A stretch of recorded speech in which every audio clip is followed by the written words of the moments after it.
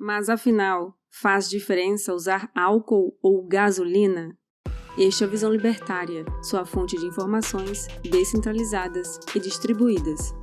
Durante a década de 1970, diversos conflitos bélicos no Oriente Médio e instabilidades políticas causaram problemas no suprimento de petróleo no mundo todo. Como consequência, o preço do produto chegou a aumentar até 400% em um período de 5 meses, causando recessões econômicas e até mesmo a falta do produto em alguns locais. Para diminuir a dependência do produto, que era majoritariamente importado na época, o governo brasileiro criou o pró-álcool, o pró-óleo e o pró-carvão.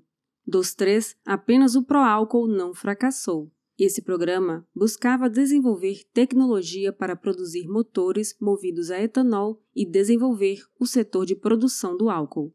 Sendo um país com alta incidência solar e muitos campos cultiváveis livres, essa cultura já era cultivada por aqui desde o período colonial, quando era usado para a produção de açúcar, o que facilitou a implementação do programa.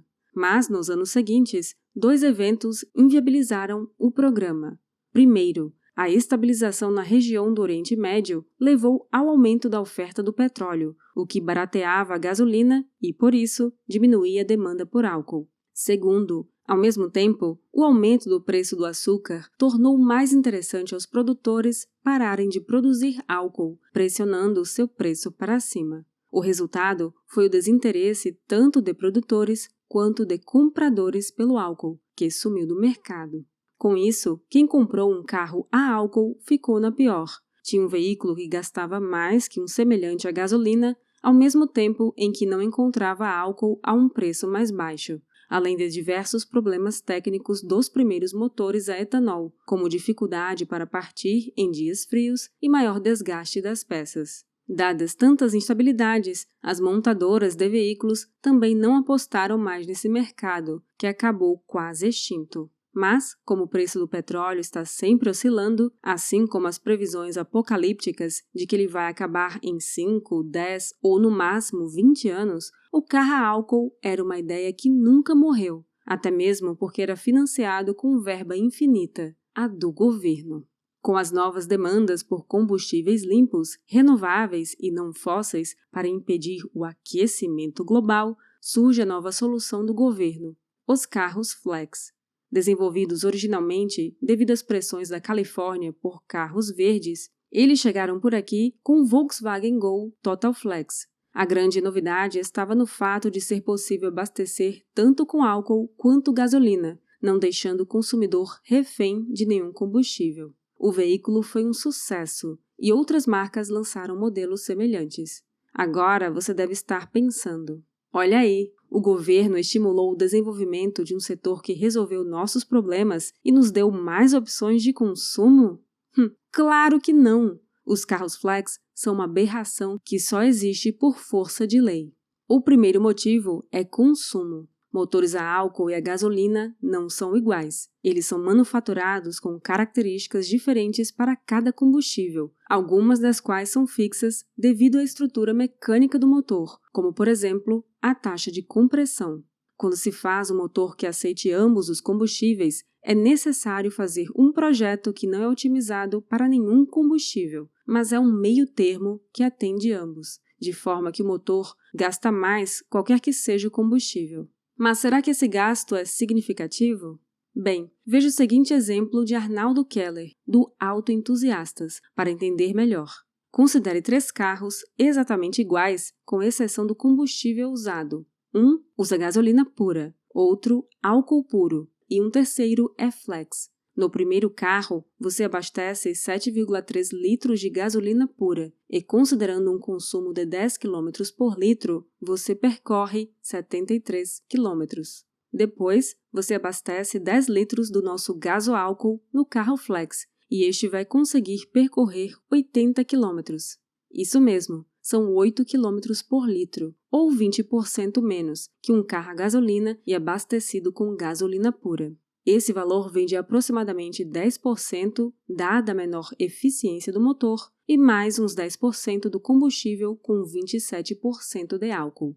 Por fim, para percorrer os 7 km de diferença que faltam do primeiro carro para o carro flex, você pode usar o carro a álcool e completar a distância com 1 litro do derivado da cana, que rende 70% do que rende a gasolina pura. No fim das contas, para percorrer 80 km, o carro flex usou 7,3 litros de gasolina mais 2,7 litros de etanol, enquanto os carros a gasolina e álcool usaram 7,3 litros de gasolina mais 1 litro de etanol para percorrer a mesma distância total. Ou seja, o carro flex usou a mesma quantidade de gasolina e 63% a mais de etanol para percorrer a mesma distância. Se houvesse apenas carros a gasolina e etanol no Brasil, o consumo de gasolina poderia continuar o mesmo e o de etanol poderia diminuir 63%. Isso mesmo, quase 2/3 da produção é simplesmente torrada para cumprir a decisão estatal. Poderia-se usar apenas 1/3 das terras que hoje são usadas para produzir o mesmo resultado. Isso tornaria muito mais fácil atender a demanda de combustíveis e significaria preços mais baixos, além de se poder preservar 2/3 de florestas ou produzir mais alimentos.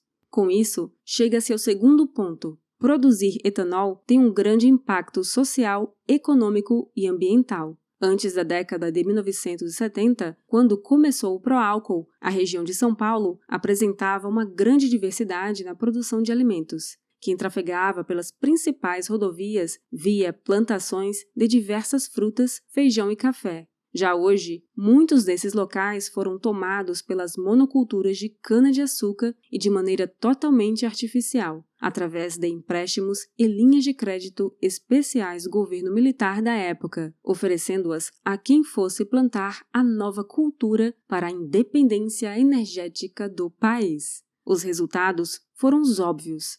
Primeiro, elevação da dívida do país para poder financiar tais empréstimos e consequente aumento geral de preços. Segundo, aumento dos preços, especificamente de gêneros alimentícios, devido à migração dos produtores para a monocultura canavieira. E terceiro, como consequência dos dois anteriores, aumento da demanda por terras cultiváveis e consequente desmatamento de novas áreas. Esse último problema foi tão evidente que os Estados Unidos, que implantaram políticas parecidas, repetindo as mesmas besteiras que haviam sido ditas aqui 30 anos antes, voltaram atrás.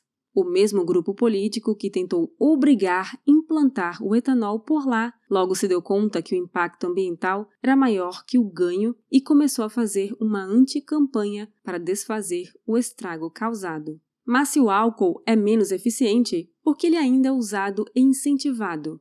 Bem, existe a explicação e existe o motivo.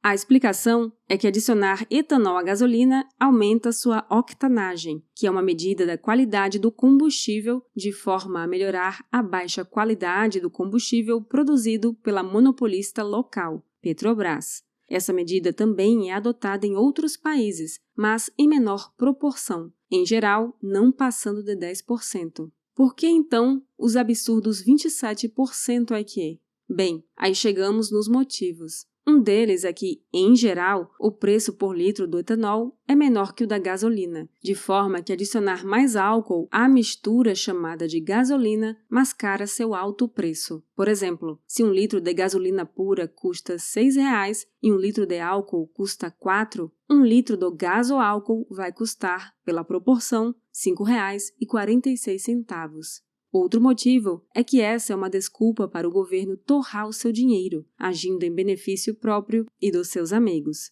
Apesar de a população em geral não receber nada, quem produz etanol ganha, e muito. Não bastasse a vantagem competitiva de terem acessado ao crédito agrícola bancado pelo governo, eles também têm demanda garantida pelo produto. Mesmo que você, motorista, queira abastecer com gasolina, vai ser obrigado a comprar 270 ml de etanol dos sucroalcooleiros, amigos do governo, para cada litro que entrar no seu tanque. Isso explica também, em parte, o porquê do preço do álcool subir junto com a da gasolina.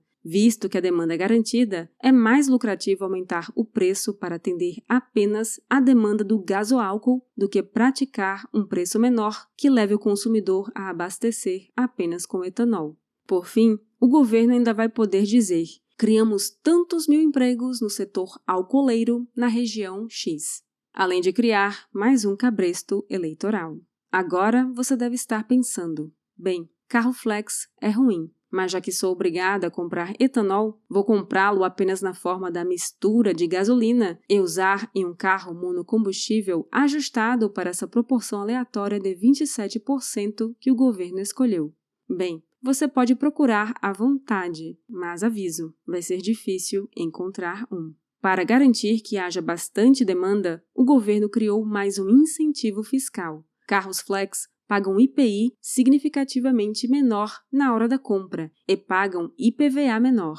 O resultado é que não há ganho de eficiência na engenharia que vá conseguir vencer as canetadas do governo e acaba sendo economicamente mais favorável fazer carros flex. Isso sem mencionar, é claro, ser praticamente impossível vencer a propaganda estatal repetida à exaustão de que o carro flex é uma tecnologia nacional que só traz benefícios aos brasileiros, que acaba criando mais um mecanismo falso de demanda. Além disso, muitos veículos não são comercializados aqui pelos custos de adaptação ao combustível com alto teor de álcool, algo que não acontece em boa parte dos vizinhos da América Latina. Mas ainda há esperança. O carro flex, dada sua péssima eficiência, está com os dias contados devido às novas exigências governamentais de emissão de poluentes que devem se tornar obrigatórias nos próximos anos. Ou seja, o governo interferiu no mercado livre com uma péssima ideia que consumiu e desperdiçou recursos durante vários anos para depois ver ele mesmo que sua ideia é de fato ruim.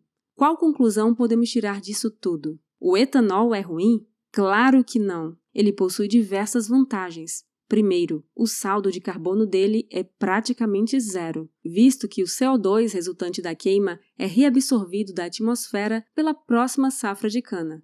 Segundo, ele possui menos poluentes como enxofre, que contribuem para a chuva ácida. E terceiro, ele diminui a dependência de petróleo. Mas essa decisão cabe, no final das contas, ao mercado livre, isto é, aos consumidores ponderarem o que é melhor para si. Durante os séculos XVIII e XIX, o carvão foi a escolha para propiciar a energia necessária para os avanços tecnológicos. No século XX, o petróleo se tornou a nova escolha por suas melhores qualidades. Da mesma forma, o mercado livre vai propiciar a energia que as pessoas quiserem e precisarem ao longo do século XXI, assim como ocorreu nos séculos passados. O Estado é incapaz de saber qual a melhor opção para as pessoas, e ao interferir através de leis e subsídios, só vai causar desperdícios no processo e ganhos para si mesmo. Obrigada por sua audiência. Este artigo foi sugerido e escrito por ANCAP Qualquer, revisado por Paulo Almeida e narrado por Baby Yoda. Se você gosta do nosso conteúdo, inscreva-se no canal e clique no ícone de campainha para não perder os próximos vídeos. Se você quiser contribuir com o canal e sugerir uma pauta, vá ao nosso site visãolibertaria.com. Até a próxima!